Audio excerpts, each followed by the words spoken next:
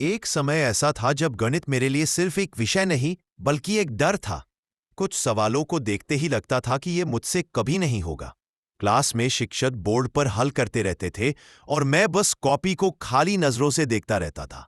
घर जाकर फॉर्मूला लिखता, पर समझ ही नहीं आता था कि शुरू कहाँ से करूं। फिर एक दिन मैंने तय किया कि अब डर कर भागना नहीं है। चाहे अध्याय कितना भी मुश्किल क्यों ना हो, मैं उसे छोटे छोटे हिस्सों में तोड़कर समझूंगा।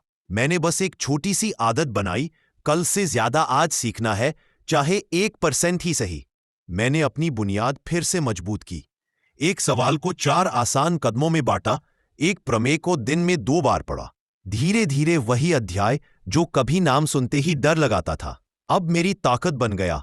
सबसे बड़ा पल तब आया जब मैंने उस अध्याय का सबसे कठिन सवाल खुद से हल कर लिया।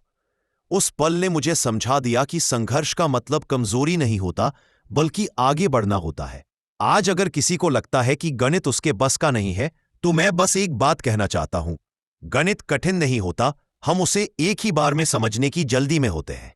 धीरे चलो, बांटो, समय दो, और एक दिन वही अध्याय तुम्हारी सबसे बड़ी ताकत बन जाएगा। आज गणित मेरे लिए सिर्फ एक विषय नहीं, बल्कि धैर्य, स्पष्टता और आत्मविकास की यात्रा है।